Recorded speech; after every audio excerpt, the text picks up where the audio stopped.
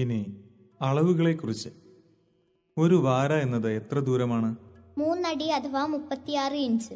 ഒരു ഫ്ലാസ്ക് എന്നറിയപ്പെടുന്നത് എത്ര കിലോഗ്രാമാണ്? 34.5 കിലോഗ്രാം. ഒരു ഫാത്തോം എത്രയാണ്?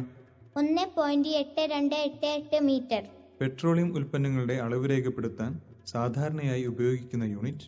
ബാരൽ. ഒരു ഗാലൺ എത്ര ലിറ്ററാണ്? 4.546 ലിറ്റർ. എത്ര ഗാലൺ ചേരുന്നതാണ് ഒരു ബാരൽ? 35 ഗാലൺ. ഒരു മൈൽ എത്ര കിലോമീറ്ററാണ്? 1.609 കിലോമീറ്റർ. എത്ര മീറ്ററുകളാണ് ഒരു ഫർലോങ്? 201.168 മീറ്റർ. ആസ്ട്രോണമിക്കൽ യൂണിറ്റ് ഉപയോഗിക്കുന്നത് എന്തിനാണ്?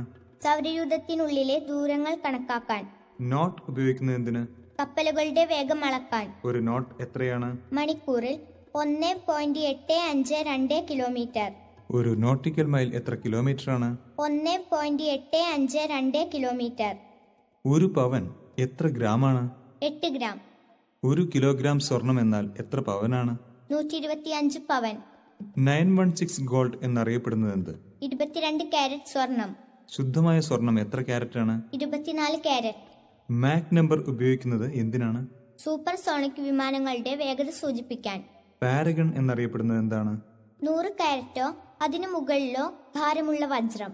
ഫ്ലാസ്ക് അളവ് ഉപയോഗിക്കുന്നത് ഏത് ലോഹം കൈകാര്യം ചെയ്യുമ്പോഴാണ്? മെർക്കുറി.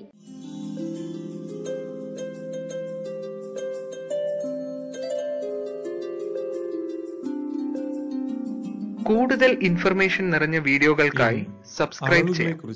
Thank you.